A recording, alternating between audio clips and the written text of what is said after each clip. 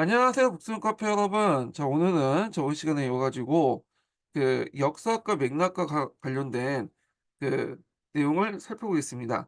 자, 역사과 맥락화의 이 등장 배경을 보면요. 역사적 사고력이라는 논의가 예전에 있었다고 했죠. 근데 이 역사의 사고력이란 자체가 우리가 잘 알고 있는 영역 중립 이론자들이 이제 주장했던 이론이에요. 그러니까 이제 요거에 대응해서 얘네들은 이제 일반론자들이죠. 보편적인 어떤 사고력이 있다. 근데 이거에 대해서 "아니다. 영역 고유의 사고력이 있다."라고 인제 주장하죠, 영역 고유인지론자는. 자, 근데 그 과정에서 인제 우리가 알고 있는 이제 역사적 하위 범주라는 개념들이 나왔고요. 근데 이제 얘네들이 이제 대립을 이렇게 하다 보면 이 논쟁 자체가 어떤 내용이 아니라 사고력에 초점을 맞추는 거야. 어. 그런데 역사 같은 경우는 사고력이 중요한 게 아니죠. 역사의 내용이 중요하잖아요. 그래서 이 프레임 전환을 할 필요가 있겠다. 이게 잘못하면 영역 중립인지론자들의 어떤 프레임에 말려드는 꼴이 되는 거잖아요. 그래서 인제 학계에서 나온 게 역사적 내용 논의예요. 내용에 초점을 맞춰야 된다, 사고력이 아니라. 그래서 두 가지 개념을 제시했는데요. 맥락화하고 역사학이라는 개념이에요. 그래서 예전에 한번 기출문제에 관련된 문제가 나왔죠. 요거 인제 뭐 예문 주어지고 관련된 내용이 나왔는데 그 관련된 내용들을 인제 좀 살펴보겠습니다. 자, 맥락화부터 볼게요. 맥락화는 현재 관점에서 설정된 구도에 과거 현상을 삽입하는 거죠. 그래서 정해진 틀에 따라서 과거의 조각에 모아 그림을 완성시키는 방법인데요. 자, 마르크스가 이제 어떤 관점이 있죠? 역사는 생사수단을 둘러싼 계급투쟁의 역사다 하면, 요 관점을 가지고 뭐냐면 역사를 그 편집을 하는 거죠, 해석을 하고. 그래 갖고 인제 뭐 원시 공동체 사회, 고대 노예제 사회, 뭐 중세 봉건제 사회 이렇게 나간다. 자, 역사학은 요 자체를 이제 메타로 이제 하는 거야. 메타인지라고 보시면 돼요. 왜 이 맥락화가 나왔는가? 어떤 사람이 만들었고 이런 것들이 이제 어떻게 소비되고 어떻게 담론이 형성됐는가? 이걸 이제 살펴보는 거거든요. 자, 그럼 이 마르크스 아까 관점을 인제 얘기했잖아요. 그 마르크스 관점이 그다음에 노동자들에게 받아들여서 일종의 인제 뭐냐 계급투쟁, 혁명의 원동력이 되었다. 그리고 이제 후에 뭐 북유럽 자유주의 경제관과 대립했지만 후에는 이제 그 자본주의 체제 내에서 뭐 복지국가, 노동 상권 보장 등으로 해서 일부 수용됐다. 이런 것이 역사학이죠. 그러니까 그 어떤 텍스트를 벗어나서 콘텍스트, 맥락화에 대한 메타적 관점, 사회가 관점이라고 보시면 돼요. 예, 메타적 관점이라고 보시면 되는데, 자, 여기 보면 모든 종류의 과거에 대한 진술은 역사적 맥락에 위치돼 있고, 그러니까 마르크스의 의견도 어떤 이제 산업사회의 어떤 여러 부작용이 일어났던 그 맥락 속에서 파악이 해야 되겠죠. 그리고 역사 서술과 연구는 당시 관심과 선입견 정도 검토했다. 그래서 마르크스가 관심 있는 건 모르겠어요. 계급투쟁이죠. 예.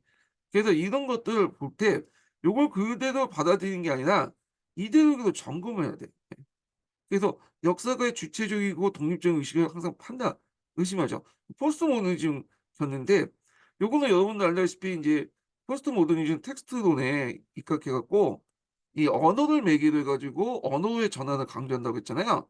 그러니까 실제로 사실이라는 거는 밝혀지지 않고 결국에는 어떤 이제 그 견해와 주관에 불과하다. 이런 것들 인제 하는데, 그러다 보니까 역사가가 객관적이고 중립적이라는 걸 부정하게 되죠. 그래서 요와 연결돼서 이제 보면 언어와 이제 사물간에 중지되지 되지 않는 관계에 대한 신념을 통해 경험을 부정하고 그 분석의 범주가 맥락적, 갈등, 상황적인 걸 인정하고, 그래서 역사가는 객관적인 어떤 판단자가 아니라 자기가 가지고 있는 언어를 통해서 편파적으로 역사를 해석하고 서술한다는 걸 일단 인지를 해야 된다는 거죠. 그래서 역사가는 계급, 인종, 성, 생산관계 등등등 해 가지고 연구에 관심이 있다. 그래서 어떤 역사적 범죄와 개념이 형성되고 그에 따라 다양한 주체들이 담론적으로 구성되어 투쟁하여 수용하는 갈등과 모순의 과정에서 요 속에 이제 권력 관계를 이제 규명할 수 있다. 이렇게 이제 보시면 되겠죠. 그래서 요런 것들을 문제화시킨다. 예. 우리가 당연하게 생각했던 그 관점들을 어떤 사회적 맥락 속에서 문제화시킨다. 이렇게 좀 보시면 돼요. 그래서 제가 인제 관련된 내용을 여기다가 적어 놨거든요, 예문을. 예, 참조를 해 주시고요. 참고로 이 역사학과 맥락화는 우리나라 학자들, 역사교과학자들이 이제 만들어 낸 개념이에요. 그래 갖고 외국 인원은 아니거든요. 예. 그래서 인제 시험 문제 나왔어. 보통 이제 시험 문제 낼 때 우리나라 학자들 의견을 잘 안 내거든. 근데 역사학과 맥락화는 시험 문제 나왔죠. 물론 이제 그 자체를 물어보는 건 아니고 약간 이제 적용해 가지고 좀 돌려서 물어보긴 했지만 하여튼 20년 기출문제 나왔던 거예요. 자, 그러면 역사학의 수업을 적용할 때 역사학이라는 개념을 일단 수업에 적용할 때 어떻게 적용이 되냐. 자, 객관성을 강조하죠. 보통 교과서에서는 마치 인제 객관적 진리인 양 이렇게 적어 놓잖아요. 그리고 학습자는 그 교과서에 있는 내용을 뭐냐면 받아들이는 그런 이제 설정인데, 그래서 이 교사는 어떤 역할을 하냐. 이 교과서, 객관적 교과서와 그다음에 그 학습자를 연결시켜 주는 겁니다.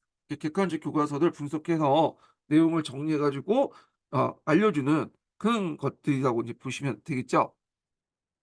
자, 이런 구조에 대해서는 이게 교과서가 어떤 이제 어떤 언어에서 어떤 역사가의 주관적 언어에 의해서 사용됐고, 이것이 어떤 교과서 내용이 이해관계와 권력관계에 의해서 뭐냐면 쓰여졌다는 것을 알려줄 수 없는 거야. 그 이면, 그 내용을 알 수가 없는 거죠. 자, 그래서 이런 것들은 결국에는 역사의 사실이 다양하게 구성할 수 있으며 진리 상황에 인해 따라 판단될 수 없다는 점을 무시할 수 있다. 그래서 역사는 다양하게 해석할 수 있고 진리 상황 인원은 뭐냐면 1대 1이라는 거야. 우리가 과학적 법칙에 따라서 뭐냐면 발견한 것처럼 역사도 어떤 고정적 진리가 있고 그걸 이제 발견한다. 아, 그런 생각은 인제 진리 상황 이동인데, 근데 역사는 그렇지 않죠. 예. 그러니까 이런 어떤 역사적인 어떤 주관적이고 어떤 다양한 해석들을 어 뭐냐면 무시할 수 있죠. 그러니까 인제 이런 것들을 인제 이런 역사 수업을 통해서 이런 것들 문제점을 부각시킬 수 있다는 거죠. 그리고 교사도 단순히 교과서 내용을 전달하는 어떤 주체가 아니라, 그런 사람이 아니라, 매개체가 아니라 나름대로 자신의 관점을 통해서 역사를 해석하고 전달해 주는 그런 역할을 했다. 이렇게 보면 될 것 같아요. 역사가의 관점과 해석을 통해 역사 지식을 만드는 것과 마찬가지로 역사 교수도 자신의 관점에 의해서 가르치는 내용을 재구성하죠. 그래서 역사학이라는 인식론적 토대, 역사학이라는 것은 이제 욕이죠. 그래서 이런 걸 토대로 교과서가 고정돼 있 어 교과서에 고정돼 있는 내용이 항상 진리가 아니고, 그리고 해석에 따라서 다양하게 해석할 수 있다. 사람에 따라서 다르게 해석할 수 있다는 걸 이제 교사도 이제 알 알게 되고, 그에 맞춰서 인제 이 교과서를 문제화시키고 할 수 있다는 거죠. 그래서 인식률 토대로 가르치는 내용을 문제화시키고 객관적 매개적으로 존재할 수 없다. 그래서 남들 판단하고 평가할 수 있는 존재로서 역사 교사를 설정할 수 있다. 이렇게 보시면 될 것 같아요. 자, 학생들에게도 역사의 사고 과정을 체험하는 것보다는 과거의 역사가의 이야기 비판적 질문을 제기하는 것이 중요하고, 그리고 권력 작용과 현재의 다른 역사 가능성을 탐색할 수 있다. 그래서 이 역사학을 이제 수업을 적용할 때 우리가 맥락화하는 그러니까 역사 수업에 적용할 때 어떤 이 텍스트론 쪽의 언어론적인 관점 있죠. 텍스트론적인 관점이 교사나 학생에게 적용될 수 있다. 그래서 이걸 바탕으로 해서 다양하게 해석할 수 있다. 근데 주의할 것은, 그렇다고 해서 이 역사학의 개념을 요게 적용했다고 해서 100% 이렇게 적용할 수 있다, 그건 아니에요. 어느 정도 팩트는 맞아야 되겠죠. 예. 그래서 요런 내용들 좀 기억을 해 두시면 될 것 같아요. 예. 그럼 정리해서 얘기하면, 자, 이 역사학과 맥락화는 역사적 사고력의 어떤 프레임을 벗어나서 내용의 초점에 의해서 만든 거고요. 맥락화는 역사가의 관점에 의해서 역사를 재편집한 거고, 어 역사 맥락하는 거, 그건 역사학은 이 맥락화의 어떤 인지관 메타 관점이죠.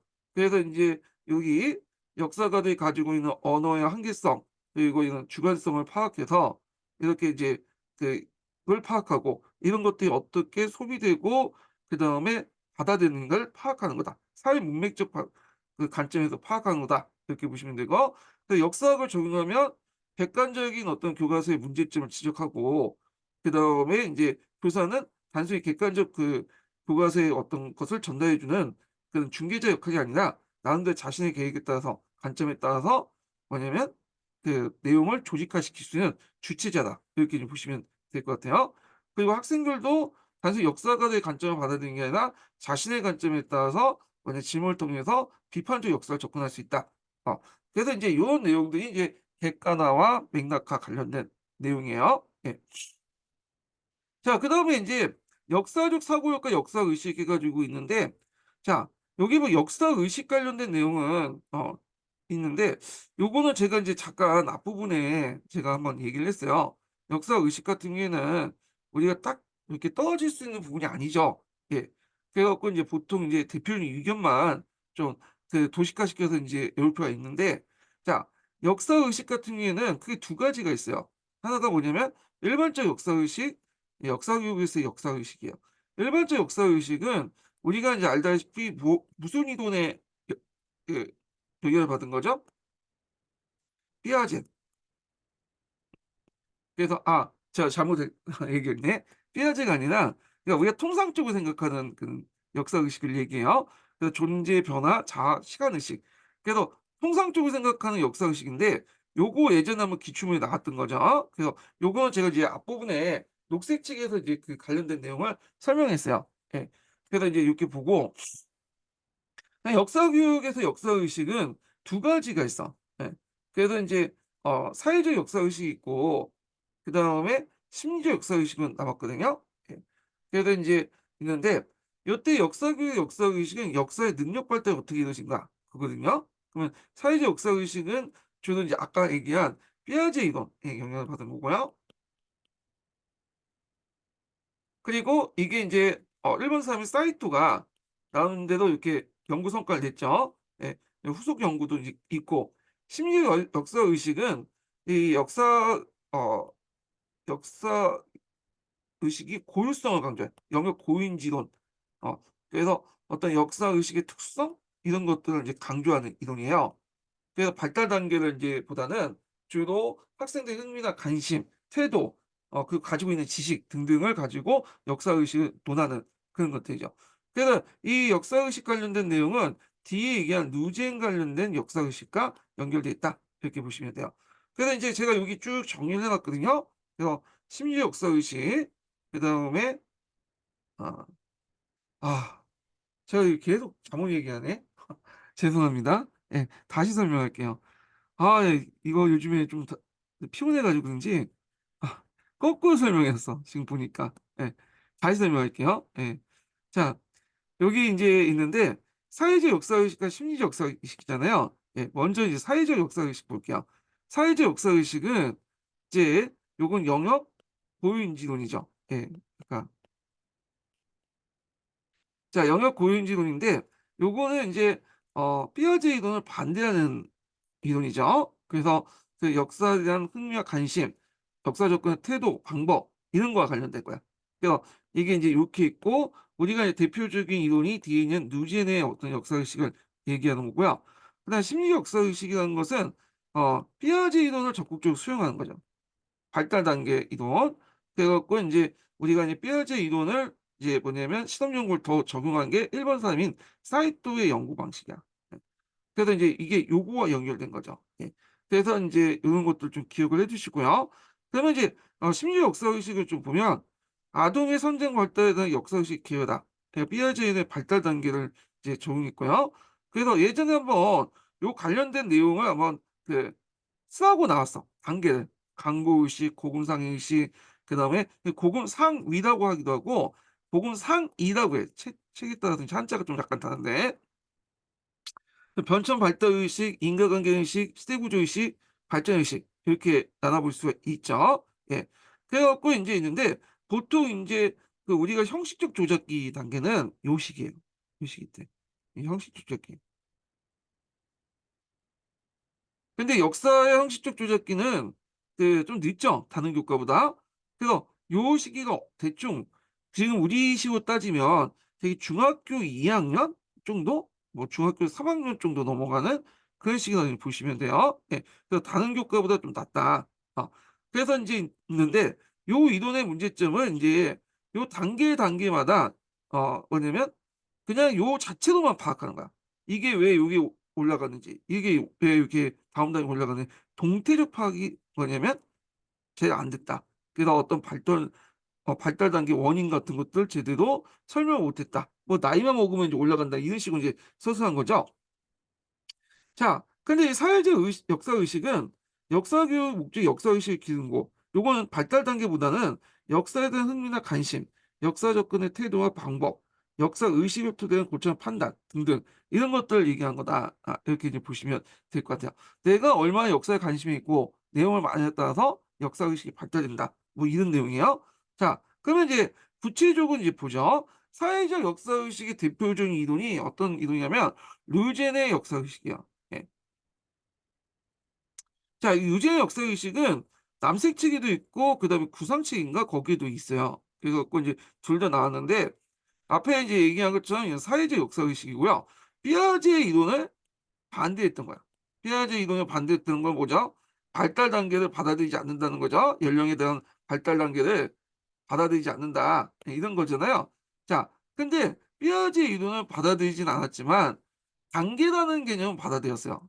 우리가 뼈아제 인원 보면 인제 그 전조작기, 부치조작기, 형식조작기 단계 있잖아요. 그런 개념을 받아들였고 두 번째로는 그 뼈아제가 실험 연구를 했거든요. 이 실험 연구. 요걸 인제 했어요. 물론 뼈아제의 그 실험 연구는 애들 두세 명 불러 놓고 인제 한 건인데 뭐 자기 자식까지 뭐 했다고 하는데 하여튼 이런 실험 연구 두 가지는 받아들였다. 단계라는 개념과 이런 것들은 받아들였어요. 그래서 목적은 이제 그 지향점은 사회적 역사 의식이지만 방법론적은 그 설명하기 위해서 단계나 실험 연구 같은 것들을 인제 받아들였다. 이렇게 보시면 될 것 같아요. 예. 그리고 요지의 역사 의식은 또 뭘 이제 기반으로 했냐면 도덕성의 어떤 그 기준을 가지고 또 했다는 거. 이 단계를 나눌 때 콜복의 도덕성 기준 있잖아요.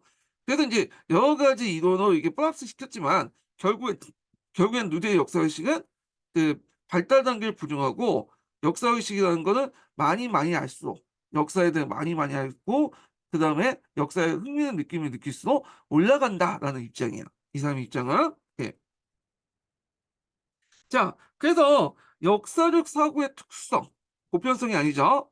다른 교과와 이제 공유할 수 있는 보편성이 아니라 특성이고 인간 문화와 역사적 사고가 수행하는 기능을 통합적으로 정신했다. 그래서 역사적 사고라는 것이 인간 문화, 그 당시에 이제 어떤 사회 문화적 배경에 의해서 또 결정됐다는 시각 중에 하나이다. 이렇게 보시면 돼요. 단, 삐아제 이론을 발달했지만 삐아제에서 말하는 어떤 연구방 목론이나 그다음에 뭐 단계라는 개념 있죠. 뭐 정통적 유형, 정육적 유형, 비판적 유형, 발생적 단계 개념 있잖아요. 그런 이제 컨셉은 받아들였다는 거죠. 예. 자, 그래서 인제 삐아제 이론은 인제 그러니까 그걸 이제 했는데 단계를 볼게요. 예전에 이게 나왔죠. 그래서 인제 있는데 먼저 개념이 제일 이제 초보적인 개념이 정통적 유형이야. 그다음에 좀 발전된 유형이 정형적 유형이고요. 그다음에 발전된 유형이 비판적 유형이고 그다음에 발전된 유형이 발생적 유형. 이게 이렇게 갈수록 발전됐다. 이렇게 보시면 돼요. 근데 이 발전되는 것은 우리가 알다시피 발달 단계에 따라서 발전된 게 아니라 얼마나 내용을 많이 알고 있느냐 그리고 그 당시 사회 문화적 환경 이런 것들 등등 등에 영향을 받는다. 이렇게 보시면 될 것 같아요. 자, 그럼 정통적 유형을 볼게요. 자, 역사의식은 시간에 따라 변화를 인정하지 않고 사회 구성원들의 공통 기운이 있다고 생각하고 유지하면서 연대감을 갖고 있는 거야. 그래서 기념적인 어떤 공적 영성이나 공적 기념비 같은 것들 있죠. 그리고 고정된 불변의 도덕적 의무감을 지속시킬 수 있는 거다. 예. 그래서 우리가 인제 어떤 역사 상징물을 만들어 놓고 거기에 이제 어떤 의미를 기르고 이런 것도 정통적 유형의 역사의식이죠. 뭐 북한 같은 경우에도 뭐 우상화 중에 일종이지만 김정일, 김일성 뭐 동상 만들어 놓고 거기 숭배하고 김정일, 김일성의 어떤 조작된 역사를 기억하면서 그들 나름대로 또 뭐 정체성이 형성되잖아요. 자, 이런 것도 정통적 유형이다. 이렇게 보시면 돼요. 자, 전형적 유형은 뭐냐면 전형이라는 건 뭐죠? 일반적이다, 보편적이다 이런 뜻이에요.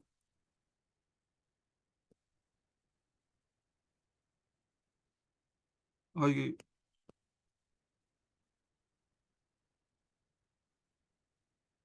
아 이거 왜 계속 오류가 나는지 모르겠네. 이 굿노트가 좋긴 좋은데 이게 오 오류가 나와. 일반적이다, 보편적이다 이렇게 있거든요. 이게 뭐 지금 약간 30% 빠진 것 같은 느낌이 드는데 제가 이번에 학교에 옮겼는데 그 학교에서는 삼성을 쓰더라고요. 삼성 TV를. 그래서 삼성 갤럭시 팁인가 뭐 그걸 다 쓰는 바람에 미러링이 잘 되는데 저는 이게 젠더 가지고 이렇게 하다 보니까 되는 것도 있고 안 되는 것도 있어. 상당히 불편해. 지금 그 갤럭시 탭을 살까 말까 지금 고민 중이거든요. 학교에서 수업하기는 요거보다는 이 갤럭시 탑이 낫더라고요. 어 이건 젠더 가지고 연결하는데 연결 안 될 수도 있고 근데 저는 지금 인고 강의를 하고 지금 중국어이기 때문에 아이패드를 계속 쓰고 있는데 참 고민이야. 살지 안 살지 그것도.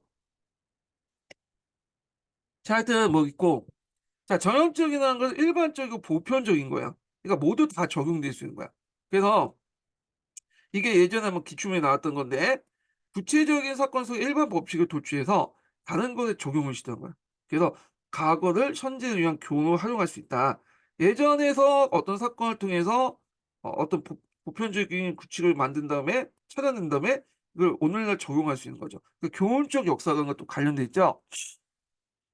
그러니까 과거의 특정 사건을 문화적 보편 삼아 이것을 다른 경우에 적용시키는 경우인데 예를 들어서 현재의 위대한 인물을 만들기 위해서 과거의 영웅을 창안하는 방식도 이용해 한다. 그래서 과거의 어떤 이순신이라는 인물을 찾아서 이순신의 어떤 이런 것들을 강조해서 너도 지금 국가에서 충성해라. 뭐 이런 내용이죠. 인물학습하고 연결될 수 있어. 이런 거는. 이 전형적 유형이 예전에 시험 문제 나왔던 거 좀 기억을 해 두시면 되고 자, 비판적 유형의 그다음 단계 유형인데 현재의 가치 체계를 문제하면서 과거와 단절한다. 그래서 종전에 규정된 자기 이해 방식을 부정하고 새로운 정체성을 구성한다. 이렇게 했는데 예를 들어 이제 억압적인 젠더를 해체하고 페미니스트 역사 소설 이런 걸 남성 중심 역사를 단절하고 뭐 여성 중심의 역사를 이렇게 소술하는 거 이런 것도 이제 비판적 유형이죠. 그다음에 뭐 예전에 이제 이성애적인 역사를 단절하고 뭐 동성애적인 어떤 역사를 서술한다. 동성애자 입장에서는 뭐 이런 것도 비판적 유형에 속할 수 있겠죠. 자, 마지막 단계가 발생적 유형이야.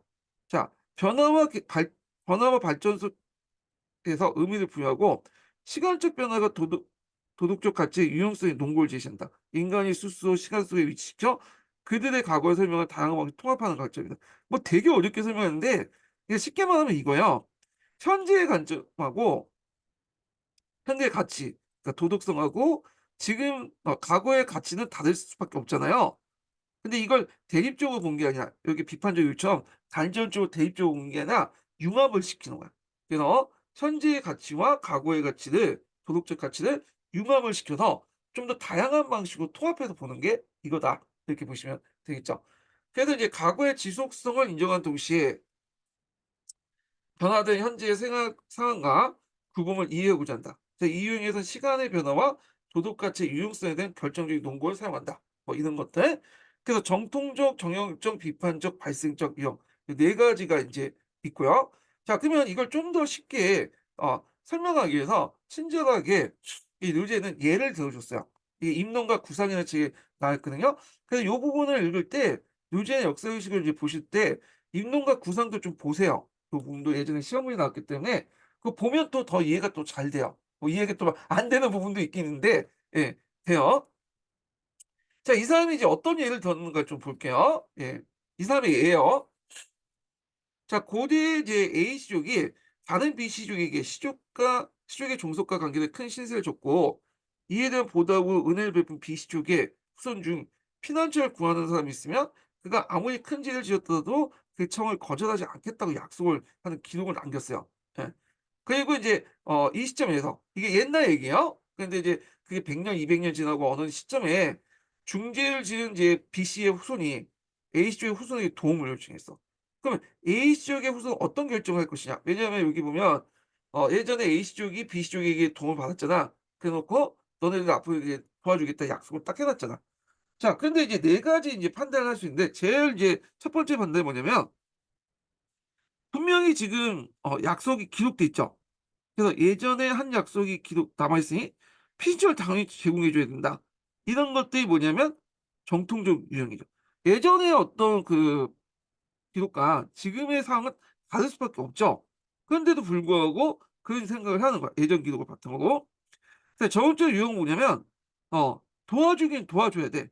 근데 이거는 그 예전의 기록을 통해서 도와주는 게 아니라 어 뭐냐면 도움을 청한 사람은 도와줘야 된다는 판단하는 경우야. 어 그래서 인제 그 보편적 원리라는 것에 입각해서 돕는다. 그래서 도움을 청하는 사람을 도와줘야 된다는 그런 것도 있다. 그 약속을 했으니까 도와준다. 그러니까 예전의 기록에 위한 것이 아니라 우리가 이제 보통 약속을 지키는 게 있잖아요. 그 도움을 청하는 사람을 또 도와줘야겠죠. 그러니까 요게 기록의 의미가 아니라 이건 전형적 용이죠. 욕이죠. 그래서 어떤 보편성, 일반성에 의해서 도와준 상식적인 선에서 도와준다라는 것이 전형적 용이고요. 요게 지워야 되겠네. 예. 비판적 유형은 뭐냐면 예전에 많은 약속은 시대가 바뀌었고 사회 법 체제와 법질서 바탕 법을 도와줄 수 없다고 판단한 거야. 예전의 약속들은 이제 예전에 그냥 너네들 그 조상끼리 약속이고 나하고 지금 무슨 상관이냐. 지금 법과 제도가 다 바뀌는데 자 이거는 과거 단절하는 방법이죠. 이게 비판적 유형이야. 근데 발생적 유형은 앞에서 말한 것처럼 현재의 가치와 과거의 가치를 조화롭게 한다고 했어요. 그래서 변화된 시대 환경과 법 질서에 맞춰서 범법자의 피날처를 제공할 수 없으나 이 현재 가치죠. 과거의 약속을 존중하여 경찰에 자수하기를 권하고 법이 허용하는 태도에 대해서 각종 후원책을 마련하는 거예요. 이건 과거의 가치를 조화시킨 거죠. 과거의 가치를, 과거의 약속을. 그래서 예를 들어서 인제 그 범법자 잡혔어. 그럼 변호사를 대준다든지 아니면 이제 영치금을 내줘서 얘네가 뭐 여러 가지 이제 물건을 살 수 있도록 한다든지 이런 것도 인제 들어갈 수 있겠죠. 그래서 이런 네 가지 유형이 있다. 이 네 가지 유형은 특징은 서로 간의 위계성을 갖고 있고요. 그리고 제일 큰 단계는 발생적 유형이다. 이렇게 보시면 될 것 같아요. 그리고 이제 앞에도 했지만 이 역사 의식이 어디와 연결돼 있죠? 도덕적 의식. 그러니까 콜보고하고 영향을 받았다. 콜보의 도덕적 발달 단계 이론 있잖아요. 거기에 영향을 받았다. 이렇게 보시면 될 것 같아요. 자, 그다음에 역사학습을 관련된 내용이 이제 볼게요. 그래서 그 앞에 있는 네 가지 이제 유형을 가지고 이제 역사학습을 해야 되는데 자, 그래서 이제 정통적 유형에는 역사학습이 쉽게 할 수 있고 이거 되게 쉽죠? 단순하잖아. 그다음에 전형적 유형은 역사 교육 과정을 채우고 그러니까 아마 인제 이건 다른 교과 뭐 일반성, 보편성 이런 거기 때문에 요 얘기를 하는 것 같아요. 이게 구상책에 있는데 별다른 설명이 없더라고요. 그다음에 비판적 유형과 발생적 유형은 교사나 학생들의 집중력, 노력이 필요하다. 이거는 나름대로 노력을 통해서 기를 수 있다라는 거죠. 그 역사학습의 과정은 역사의식의 유형을 정신적으로 절차하는 거다. 아까처럼 4 단계에 따라서 절차가 되는 거고 과거의 이제 시간적 경험한 능력, 역사 형식을 해석하는 능력, 실제 목적을 활용하는 능력 등 이런 경험적 능력을 통해 검증한 거다. 이런 말은 뭐냐면 우리가 이제 나이만 먹으면 발달 단계에 따라서 등급이 올라가는 단계가 올라가는 그런 것이 아니라 이런 단계라는 것은 경험적 능력, 자기가 얼마나 노력을 가지고 하느냐, 얼마나 많이 알고 해석을 역사의 능력을 가지고 있냐 이게 따라서 인제 달라지는 거예요. 근데 이제 이런 내용들 좀 기억을 해 두시면 되고요. 자 역사의식은 정통적 유형에 시작해서 발생적 유형에서 또 다른 구조적 변화 과정이며 유형에 따라 과거에 대한 자신의 이해를 이야기로 구성하는 능력으로 나타난다. 자 자기가 이해한 걸 그대로 나타날 수 그걸 표현해야 되잖아요. 우리가 이제 영역법을 목표에 따르면 지식이 있죠. 지식은 아는 거죠. 근데 이 아는 것을 단순히 아는 것을 넘어서 어떤 걸 표현해야 되나 기능적인 측면이죠. 요게 인제 있는데 이 사람의 이 기능적인 능력을 뭘로 보냐면 이야기로 본다. 내러티브로. 요거 예전에 기출문이 나왔죠. 그래서 유형에 따라 과거에 대한 자신의 이해를 어떤 내러티브로 풀어갈 것이냐. 이 말은 뭐냐면 이야기만 보더라도 그 사람이 어떤 단계의 어떤 그 유형에 속해 있는 걸 알게 된다. 이렇게 보시면 될 것 같아요. 그래서 인제 역사 의식을 나름대로 체계적으로 분류했고요. 동태적 성격이 있어. 그래서 앞에서 이제 얘기했지만 뒤에 얘기했지만 이제 사이토 같은 이론인들은 좀 정태적이잖아요. 그냥 그때 뭐 조작적 그 전조작기가 어떻고 부채 조작기가 어떻고 그지 그다음 형식주 조작기가 어떻고 그 모습만 하지 단계를 세부적으로 동력을 설명하지 못하잖아. 전 단계에서 후속 단계 어떻게 올라갔느냐. 근데 이건 설명한다는 거야. 그리고 이걸 이제 각 단계를 올라가는 방법으로서 능동적 역사학습이 필요하다. 그리고 이제 역사의식을 통한 삶의 지향을 설치하고 역사의식 안에 아까 했지만 무슨 의식이 표현됐다? 도덕적 의식이 표현됐다. 이런 것들이 의의다는 거죠. 자, 한계가 있어요. 한계는 이제 뭐 다 알 필요 없는데, 자, 아까쯤에 이제 그 누진의 역사의식 자체가 유럽을 기반으로 한 거죠. 어떤 유럽의 어떤 사회, 문화적 환경을 이제 기반으로 한 거야. 그렇기 때문에 당연히 이제 유럽에 이제 기반을 했기 때문에 역사의식이 어떤 유럽 중심적 성격을 띨 수밖에 없어. 예. 그래서 역사의식을 개체 발생적 이식함으로써 비유럽적인 사회문화적 맥락을 뭐냐면 배제했다. 그래서 이제 이런 내용도 있고요. 그래서 이 개체 발생적이라는 말은 이제 아까 설명 안 하는데 이렇게 정통적 유형, 정역적 유형, 비판적 유형 그 발생 중에 각각의 개체에 의해서 그 역사의식이 형성된다는 거야. 이런 것들인데 이것이 왜 비유럽적 사회의 어떤 사회문화적 맥락을 배제했는지는 저도 물론 모르겠어요. 아시는 분 있으면 좀 댓글 달아주세요. 이게 인론과 구상책에 딱 이렇게 써놓고는 관련 설명 안 해놨어. 그러니까 이거 내가 보니까 어디 논문책을 뺏겨온 것 같은데 그 역사 교수님이 자기도 그거에 대해 이해를 못해서 안 썼는지 아니면 이해는 했지만 그냥 넘어가서 그냥 대충 안 썼는지 그건 잘 모르겠어요. 그거 없어 이걸. 그래서 나는 이제 모르겠고 없는 내용을 그러니까 모르는 내용을 제가 그, 얘기할 수는 없잖아요. 뭔가 증거가 있어야지 얘기를 하는 거지. 자, 그래서 이제 이게 유럽 중심이기 때문에 이게 어떤 그 당시 시대적 욕구에 의해서 이제 발생한 것도 있어요. 유럽의 경제 통합뿐만 아니라 공통된 역사 의식을 강조하는 것도 있죠. 그런 시대적인 것도 있다. 그래서 이런 것들은 이제 집단 기억과 역사 의식이 비슷한 양상이 있다. 왜냐하면 유럽의 경제 통합뿐만 아니라 EU단 자체에서 경제 통합뿐만 아니라 공통된 유럽인들을 이제 뭐냐면 만들기 위해서는 역사에 대한 집단 기억이 필요할 거 아니야. 예? 그래서 이 집단 기억을 이제 있는데 그 대표적인 게 이제 카오스 대제를 부각시키는 거. 카오스 대제 같은 게 여러분들 영국, 프랑스, 뭐 독일의 공통된 어떤 그 조상이자 역사잖아요. 카오스 대제 역사가 이런 것도 일종의 집단 기억이죠. 그런데 이게 아까처럼 했죠. 이거는 그 역사 의식이 유럽 중심이기 때문에 마치 잘못하면 집단 기억과 역사 의식이 약간 비슷한 개념으로 받아들일 수 있다는 거야. 이게 문제점 있죠.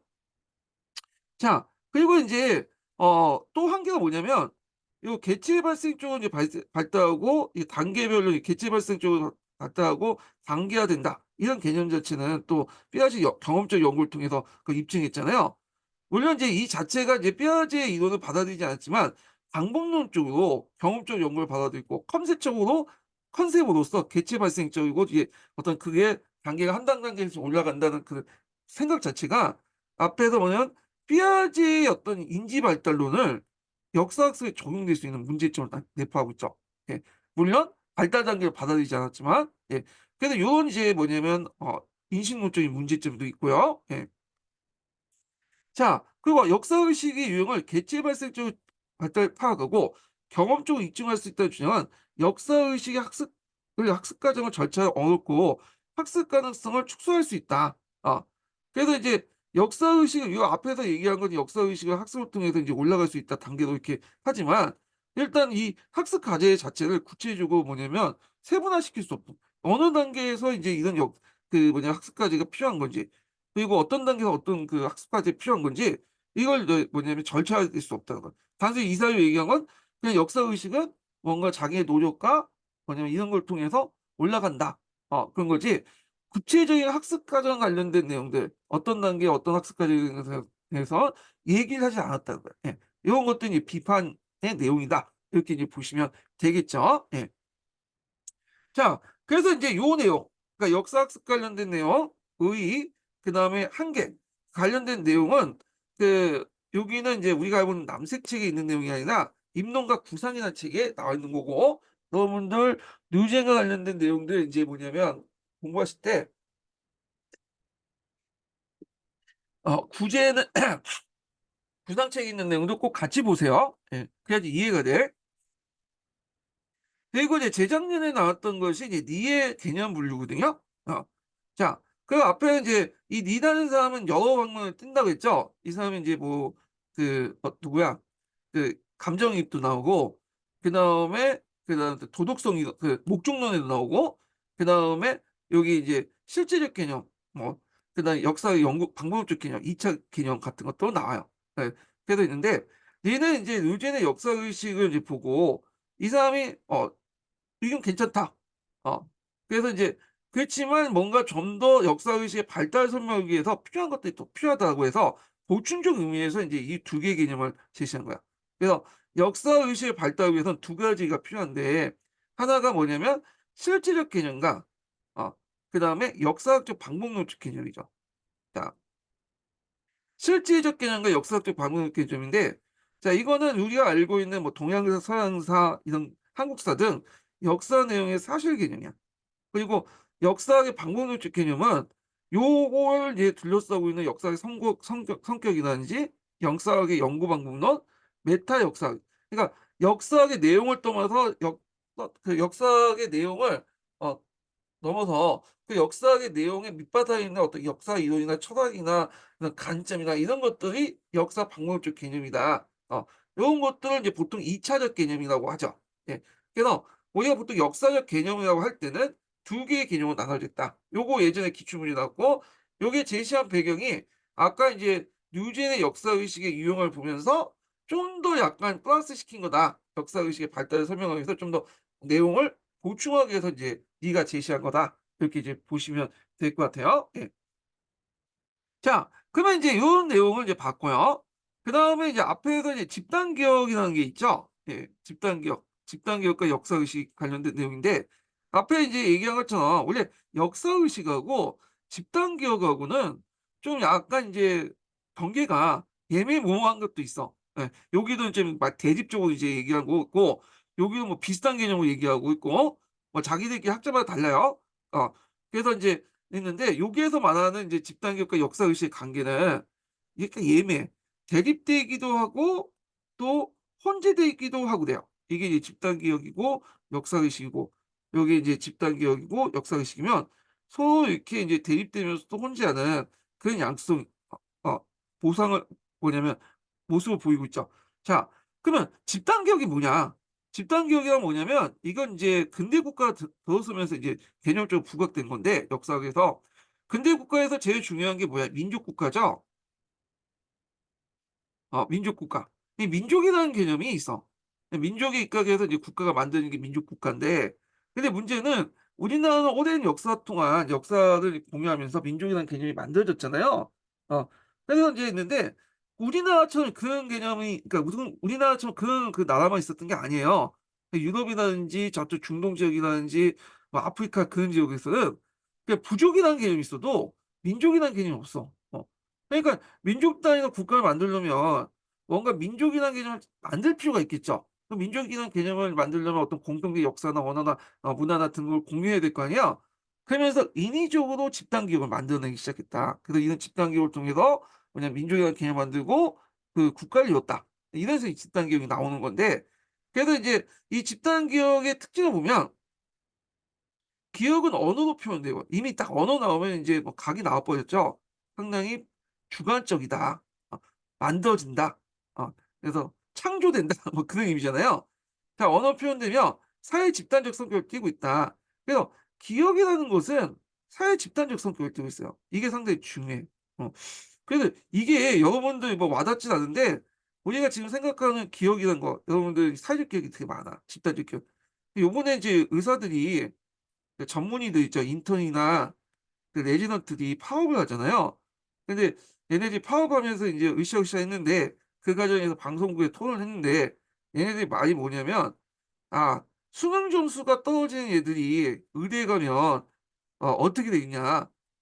이게 뭐냐면 의료의 질이 떨어지지 않냐. 뭐 이런 망발을 하고 있더라고요. 어, 근데 얘네들만 잘못한 게 아니야. 우리 사회가 그걸 어느 정도 공감하기 때문에 이런 망발이 나오는 거 아니에요.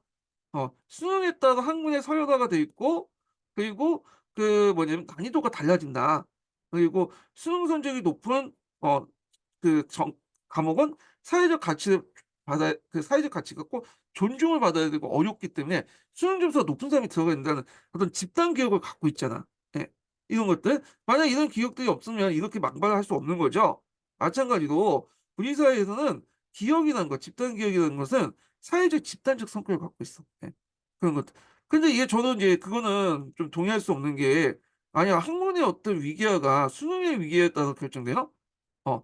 뭐 그리고 또 여기에 다른 영역에서는 뭐 노력은 안 하고 그냥 튕자튕자 놀면 전문성이 획득되나? 그렇잖아. 근데 왜 얘네들이 노력하는 것만 얘네들이 뭐냐면 하는 것만 우리나라에서 우리 사회에서는 기억을 해야 되고 더 많은 가치를 부여받는다. 이런 문제가 있는 거죠. 근데 하여튼 이런 것들이 사회적 집단적 성격이다. 그러니까 여기에서 볼 수 있듯이 집단적 성격이란 집단 성격은 상당히 왜곡 가능하고 어떤 특정 집단이나 어떤 지배자에 의해서 의도적으로 조작될 수 있고 뭐냐면 할 수 있다. 자신의 목적에 따라서 예. 자, 그래서 하여튼 있고 공유된 집단 기억을 가진 집단들과 다른 집단 기억을 가진 사람들은 간의 차이를 통해 개별적인 정체성을 형성하는데 자, 민족 국가 예를 들면 우리가 독도에 대해서 이제 있죠. 독도. 독도는 당연히 우리 땅이죠. 예. 근데 약간 인제 뭐냐면 좀 우리 땅이나 일본 땅이라고 주장하는 사람이 있잖아. 물론 그런 사람도 있지만 대부분은 99.9%는 우리 땅이다. 그럼 한국이라고 인제 인증한 거죠. 인정. 자, 근데 일본에서는 독도는 누구 땅이야? 일본 땅이야. 어. 일본 땅이고 물론 우리처럼 99.9%는 안 나오지만 상당수가 인제 독도는 일본 땅이라고 생각을 한 거야. 그러면 일본으로서 정체성이 형성된 거죠. 그러니까 이게 뭘 통해서 제도화된 역사 교육을 통해서 국가의 정체성이 형성된 거잖아요. 예. 이런 이제 정체성을 갖고 있으면 그런 기업과 그런 다른 기업을 갖고 있는 사람끼리 어떻게 어떤 배타적이고 수밖에 없고 그래서 한국인과 일본이 배타적일 수밖에 없고 집단 내부에는 이런 기억을 계속 공유하고 있는 기업을 통해서 지속성, 연속성, 동질성을 확보할 수 있다. 자, 그런데 이제 문제는 요것만 부각하면 집단 기억만 부각하면 여러 사회적인 어떤 문제점을 사람들이 제대로 인식하지 못한다는 거야. 그래서 이제 앞에도 말했지만 이 집단 내를 평준화시켜 이런 것을 기억을 평준화시켜 가지고 어떤 것을 은폐하는 것을 이제 이용할 수 있다, 정치적으로. 그래서 뭐 민족주의를 강조하면 민족주의를 너무 강조하고 민족의 어떤 그런 집단 기억만 강조하면 민족 사회 내부에 안에 있는 여러 가지 문제점을 뭐냐면 간과할 수 있고 좀 더 낮게 볼 수 있는 거죠. 예. 어떤 정치적 의도가 가지고 있다. 어떤 특정인과 특정 집단의 어떤 정치적 의도를 가지고 있다. 예, 이렇게 보시면 되죠. 자, 그리고 국가가 강요한 집단 의식에 발발해서 그 당시 이제 이게 이렇게 돼 있네. 5 번이죠. 예. 잠깐만요. 아 일단은 이게 5 번이 아니라 이게 넘버링 2 번이고 예. 그다음에 아 3 번이네. 예.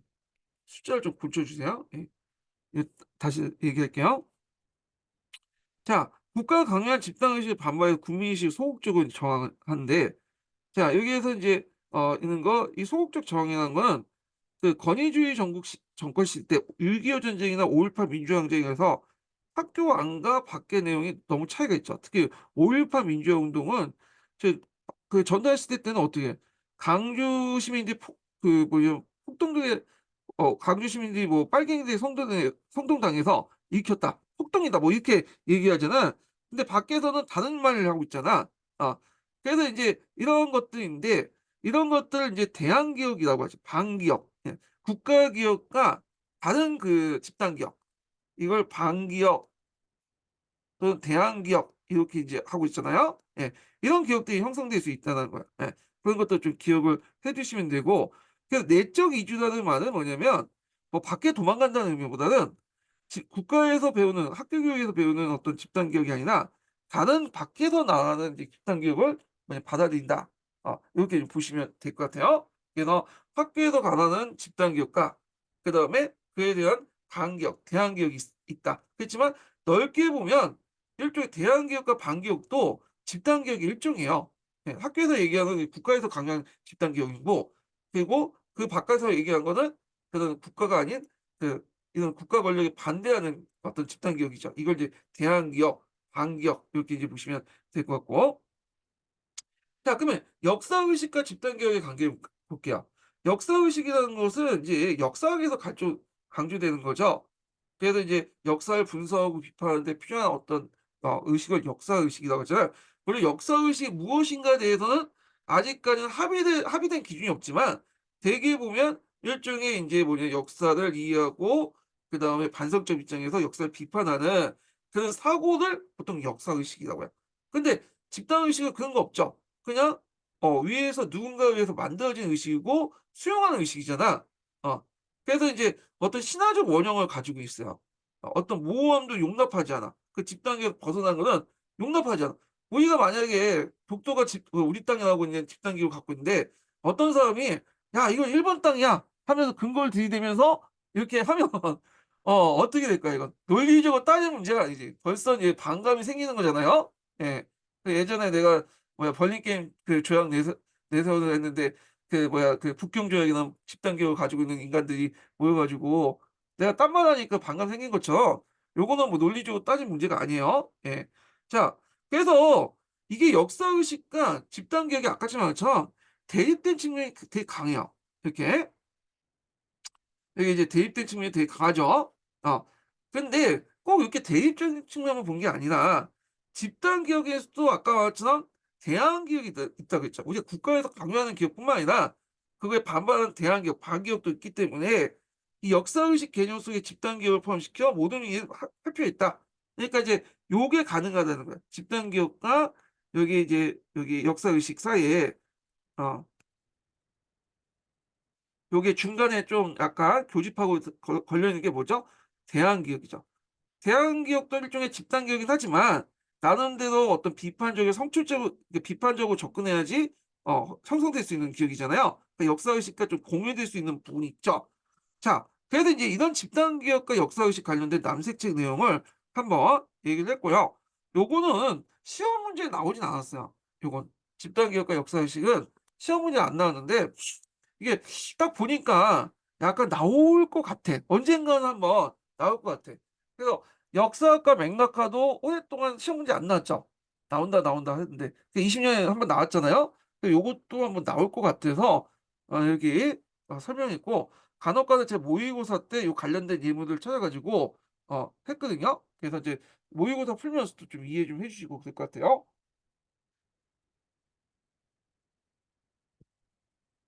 자, 그다음에 인제 역사의식의 유형과 발달 보죠.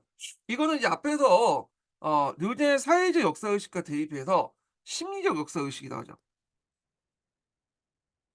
요거. 자, 요거 하기 전에 인증번호 하나 알려드릴게요. 인증번호는 90 번입니다. 야, 인증번호 90 번이에요. 자, 역사의식 유형 발달에서 심리 역사의식 관련된 내용인데, 심리 역사의식은 앞에 얘기한 것처럼 무슨 이론을 받아들이고 삐아제의 발달 단계 이론. 예. 자, 요걸 받아들인 거고, 이걸 이제 일본 학교에서 50 년대 이걸 받아들이고 이걸 바탕으로 이제 학생들을 대상으로 실험 연구를 해 봤어. 예. 그래서 인제 그 대표적인 이제 사람이 사이토라는 사람이야. 1953 년에 사이토 시로시라는 사람이 소학교를 이제 중학교 학생들을 대상으로 연구를 했고요. 그리고 나름대로 삐아제 이론 발달 단계가 역사의식에도 적용될 수 있다. 예, 이렇게 검증을 한 거죠.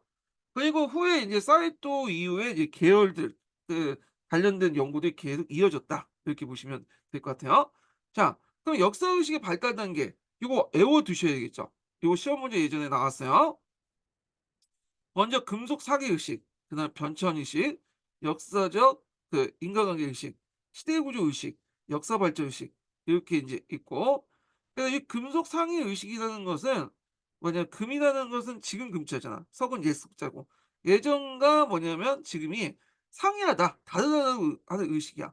그리고 이제 변천 발 전천 의식은 이제 시간에 따라서 어떤 것이 변화된다는 그런 것이고, 인간관계 원인과 결과를 따지는 거고, 시대 구조 의식과 뭐 발전 의식은 맥락을 아는 거고, 발전 의식은 역사의 발전 동력 같은 걸 아는 건데 딱 벌써 봐서 알 수 있듯이 요게 단계 단계마다 객체 발생적이죠. 예.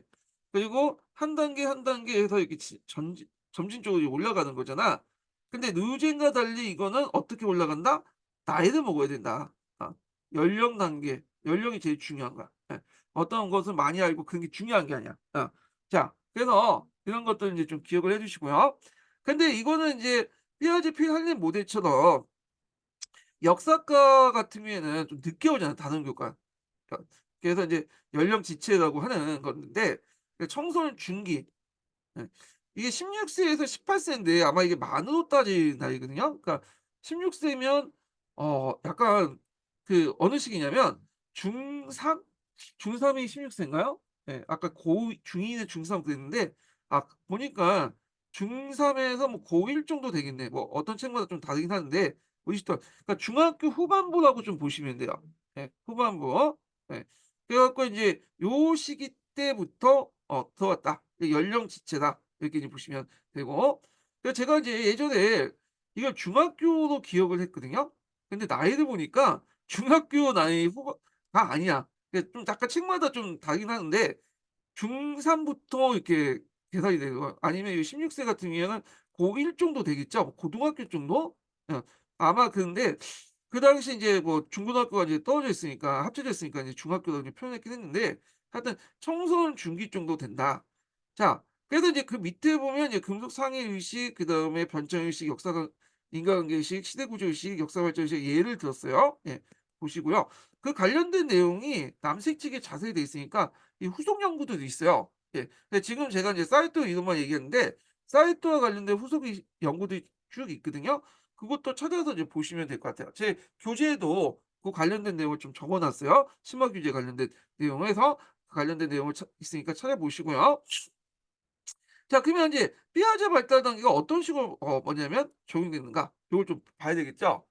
자, 여기 보면 금속 상위 의식 그다음에 여기는 전 조작기에 해당하고 그러니까 변천 의식, 인과관계 의식은 구체적 조작기에 해당하고요.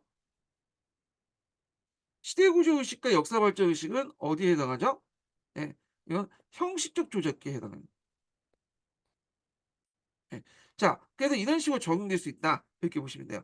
근데 이 문제점도 많아. 그래서 이 문제점도 남색적에 딱딱 떨어지거든요. 언젠가 문제 나올 것 같아. 자, 앞에서 얘기했지만 이게 객체가 뭐냐면 각 그 단계 객체마다 이 정태 고정적으로 파악하죠. 그래서 그것이 개체가 어떻다는 건 설명만 할 뿐이지 다음 단계 넘어가는 어떤 발전 원동력을 설명할 수 없어. 발달 수준을 높일 수 있는 힘이나 조건, 발달 과정, 동태적 과정을 설명하지 않는다. 그리고 인제 이런 내용들 양자의 관계 그러니까 이제 각 단계의 관계나 어느 한쪽으로 가면 분명히 이행 조건이 있을 거예요. 갑자기 넘어가지 않을 거예요. 이행에 대해서 인제 하죠. 그래서 예를 들어 전조작기와 그다음에 구체적 조작기의 어떤 관계, 전조작기에서 구체적 조작기로 넘어갈 때 중간에 가동의 단계 이행이 있을 거 아니야. 그리고 어떤 발달 조건도 있어야 되고 그런 거 설명하지 못하고 그다음에 결정적으로 교수 학습 방법을 제시하지 못해. 실제 교육 활동에 유용한 방법을 제시하지 못한다는 걸 이제 보시면 될 것 같아요. 그래서 앞에서 얘기했죠. 유진의 이론도 요 문제점이 있죠. 여기 보면 어 역사 교육을 시켜야 된다. 그래야 발달 단계에 올라갈 수 있다. 그렇게 말해 놓고는 그걸 검증할 수 있는 어떤 적용할 수 있는 이제 학습 과정이나 수업 방법을 뭐냐면 제시하지 못했다는 거죠. 예. 그러니까 이제 요런 것들이 문제점이죠. 요것도 마찬가지야. 너가 주장했으면 학습 방법 같은 것도 제시해야 될 거 아니야. 근데 실제로 제시하지 못했다. 이렇게 이제 보시면 되겠죠? 그러면 나름대로 이제 의의가 뭐냐? 자, 삐아제 계통의 사고 발달론을 수용하여 사회성 발달은 일반적 발달 단계 노단 차원에서 구체적인 역사 의식 발달 단계에서 역사 연구의 연구를 진전시켰다. 자, 그다음에 그 역사 의식의 이유 발달에 대한 이유 연구에 영향을 줬다. 그래서 이제 이 사이토 이론이 역사 의식의 유형화 계열의 연구에 큰 영향을 줘. 그래서 사이토의 연구의 후속 연구들이 그 남색책에 있고요. 우리나라에도 영향을 줬다고 그래요. 이게. 그래서 이제 예전에 한번 나왔기 때문에 이 사이토 이론, 심리 역사 의식과 관련된 사이토 이론을 좀 얘기를 하고요. 자, 그다음에 분류 능력과 이제 시간 개념 관련된 능력을 이제 좀 보겠습니다. 자, 요것도 인제 뭐와 관련된 내용이냐면 뼈아제 이동과 관련된 거예요. 이것도 뼈아제 이동과 관련된 거고요. 예. 그래서 이제 뭐 이렇게 했는데, 자, 이 타바는 아니에요. 타바는 이제 교육학자고, 실제 여기까지 인제 간 것은 이제 뼈아제 이동 적용해 가지고 관련된 내용들이 있죠. 시계에 관련된 이론, 그런 것들이 인제 뼈아제 이론하고 관련돼 있다. 예. 자, 그래서 이제 시길의 어떤 뭐냐면 관련된 내용은 뼈아제 발달 단계에 일어나고 하바의 어떤 개념 관련된 이론이 있죠. 이런 걸 플러스 시켰다 보면 돼요. 요거를 자기 나름대로 해 가지고 의견을 제시했던 거고요. 자, 그래서 인제 있는데 하바는 인제 뭐 각자 읽어 보시고 뭐 중요한 건 아니니까 넘어가고, 뼈아제 이론을 적용한, 그러니까 인제 시계 관련된 내용을 이제 보겠습니다. 예. 자, 여기에서 조작이라는 말은 있잖아요. 이걸 보면 조작이 뭐죠, 조작? 어떤 의도를 가지고 뭔가 만들어내는 걸 조작이라고 해요. 조작.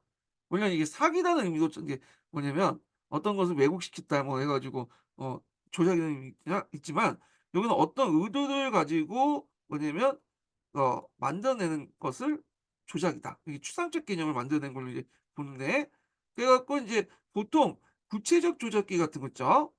자, 구체 조작기는 어떤 거죠? 내가 눈에 보이는 것만 뭐냐면 추상화시킬 수 있어요. 개념화시킬 수 있고, 그다음에 넘어서 형식적 조작기 같은 경우에는 뭐가 눈에 보이지 않지만 어 눈에 안 보이는 것까지 개념화시킬 수 있죠. 자, 이걸 약간 한국사에서 좀 적용해 보면, 구속기 보면 정기 구속기하고 중기 구속기, 후기 구속기 나누죠. 정기 구속기는 우리가 알고 있는 게 뭐냐면 이제 집게 문화권하고, 그다음에 뭐죠? 어 갑자기 생각이 안 나네. 잠깐만요. 음. 갑자기 생각 안 났다가 좀 생각해 보니까 예, 주목토끼 문화권, 주목토끼. 자, 집게하고 주목토끼인데, 주목토끼가 만들 때 그 당시에 인제 우리나라 지금 현생인류 아니에요? 예. 그래서 네안데르탈인이나 뭐 그런 사람들인데, 자, 이 사람들이 이제 만들 때 어떻게 주목토끼를 만들었어요? 돌을 보고 자기가 이 돌을 깎아 가지고 어떻게 만들 거야 머릿속에 구상을 하잖아요. 이 개념을 만들죠. 그 개념에 따라 그 돌을 디자인하죠. 이거는 돌을 보고 직접 뭐냐면 머릿속에 개념화 시켜 갖고 디자인해 갖고 이제 만든 거고, 초기 구석기 들어가면 이제 중기 구석기 들어가면 어떤 형상이 되냐면 중기에서 후기, 요때부터 호모 사피엔스가 등장해요. 호모 사피엔스 특징이 뭐예요? 다른 고인류보다도 안 보이는 걸 추상화시킬 수 있는 거야. 존재하지도 않은 건데 이걸 추상화시킬 수 있는 거야. 그래서 예를 들어서 이제 중기 구석기 유물 중에 홍수아이가 있죠. 이 홍수아이의 가슴에 꽃이 뿌려져 있어. 그 꽃이 뿌려져 있다는 건 어떤 의미라고 이제 보시죠? 아, 죽은 후에 저쪽 뭐냐면 '저승이라는 곳이 있구나.'라는 걸 이제 알 수 있죠, 죽음의 삽 곳에. 그래서 지금에서 끝나는 게 아니라 죽은 후에 죽은 후에 어떤 삶이 있을 거라는 생각을 하면서 그걸 잘 가라는 의미에서 꽃을 뿌린 거잖아요.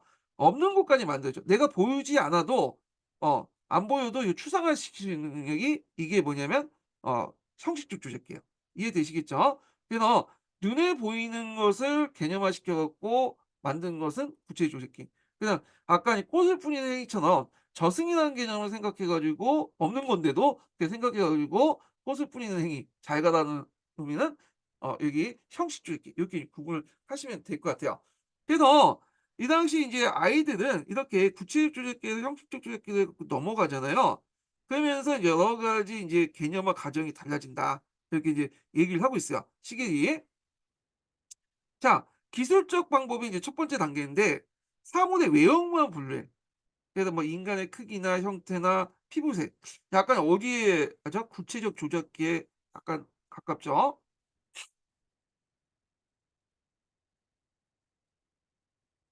자, 그다음에 인제 또 뭐가 있냐면 어 관계적 맥락적 반응은 같은 기능과 상호 관련성만 봐요. 말과 마차 이런 식으로. 예. 유목적, 추론적 방법 같은 경우에는 어 사과를 과일로, 말을 동물로 해. 그러니까 말과 과일은 아니, 마약하고 사과는 눈에 보이는 건데 눈에 보이지 않는 개념들을 만들어 가지고 분류한단 말이에요. 근데 초창기 때는 단계적 맥락적 아마 이게 인제 눈에 보이는 것만, 그러니까 그냥 전 조작기, 조작을 하지 않는 상태죠. 예. 근데 이게 이제 아이가 연령이 올라갔다 서 기술적 방법, 그러니까 부채 조작기를 한 다음에 또 올라가면 뭐냐면 추움과 사물의 속성을 하는 거니까 형식적 조작기죠. 그래서 순서가 니은, 비읍, 디귿이야. 연령이 올라감에 따라서 이렇게 하고, 여기는 아직 개념화되지 않은 전 조작기 의미하고, 여기는 구체적 조작기, 여기는 형식적 조작기, 이렇게 봅니다. 예. 그래서 앞에 이제 구체적 조작기와 형식적 조작기의 개념 차이 제가 좀 얘기를 했고, 요런 단계에 올라간다. 그래서 이 시계의 이론은 뭐다?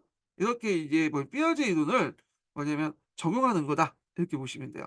자, 그다음에 인제 다중분류라는 개념이 있어요. 그러니까 사례가 여러 측면의 속성을 가지고 있는 것에서 두 가지 이상의 속성을 아는 거 해 갖고 점점 한 가지의 어떤 개념을 여러 가지로 분류할 수 있는 능력을 다중분류라고 하거든요. 예. 자, 그래서 이제 요 과정들을 쭉 얘기하거든요. 사례가 여러 측면의 속성을 가지고 있다는 거 아는 거. 한 가지 속성을 토대로 또 분류하고, 또 두 가지 이상의 속성을 토대로 다중분류한다. 이런 것들을 쭉 얘기하는데, 자, 그러면 요게 뭐냐, 이 다중분류가 두 가지 이상의 속성을 토대로 분류한다는 거. 자, 예를 들어서 이제 미국의 독립혁명 있죠. 예. 요거를 이제 독립혁명이라는 개념으로 분류할 수도 있고, 그다음에 또 뭘로 분류할 수 있죠? 자유주의와 민족주의라는 개념으로 또 분류할 수 있잖아요. 한 가지 사건들을 뭐냐면 그 여러 가지로 분류하는 거야, 개념으로. 이런 것들이 다중분류야. 이거는 추상적 사고가 가능하다는 능력을 전제로 한 거죠. 그래 갖고 인제 이렇게 하면 미국 혁명과 또 남북 전쟁, 1812년 전쟁, 이거 영국 미영 전쟁이죠. 이걸 미 대륙의 전쟁으로 분류하는 그런 것들. 이런 것들 좀 기억을 해 두시면 돼요. 한 가지의 어떤 사물들을 여러 가지로 분류할 수 있는 거, 이런 것들이 이제 있다. 자, 그래서 이 다중분류는 교육적 효과를 보면 학생이 여러 가지 사물의 형상에 대해 분류하면서 사물과 형상들의 다양한 관계를 인식하고 속성을 파악할 수 있다. 그래서 이 다중분류 이론은 또 사회과에서 많이 사용하는 이론이에요. 예. 시간 이거는 나올 것 같지 않은데 하여튼 그런 것도 있다는 거. 그다음에 거기 보면 시간 개념 발달해 갖고 인제 쭉 있는데 요거 한번 읽어 보세요, 그냥. 자, 그래서 인제 이 시계의 이론 관련된 내용을 이제 세 가지 이론이 있는데, 하나가 아까 인제 여기 그 개념의 이제 종류, 기술적 방법, 관계 맥락적 방법, 유목적 접근적 방법에 따라서 이제 있고, 그다음에 두 번째가 인제 다중분류, 그다음에 다중분류네요. 다중분류가 있고, 이런 것들이 다 시계에 관련된 내용이고, 그 외에도 이제 시간 개념 발달 관련된 내용이 있으니까 그것도 보시고요. 자, 이런 것들은 피아제 피할레 모델을 제시한 역사적 사회 형식적 조작기 및 연령 지체를 검증했다, 이렇게 보시면 돼요. 그래서 요 이론들, 피아제 이론의 시계 이론이나 그다음 시간 개념 발달 등등등은 시험 문제에 나올 가능성은 별로 없어요. 지금까지 한 번도 안 나왔고요. 네. 근데 요런 게 있구나 하고만 좀 기억을 해 두시면 되고, 공부하실 때 어디에 초점을 맞추시면 되냐면 여기 뉴젠의 역사 의식하고 사이토의 역사 의식만 딱 보시면 돼요. 예. 그리고 이제 예전에 니 개념이 나왔으니 요것도 보시면 될 것 같고, 여기에 이제 초점을 맞추시면 될 것 같다, 이렇게 보시면 돼요. 그래서 인제 역사 의식 관련된 내용을 한번 여기에서 이제 해서 끝났고요. 그다음에 좀 쉬었다가 생각 습관으로서 역사적 사고를 이제 좀 보겠습니다, 요 부분을요. 예.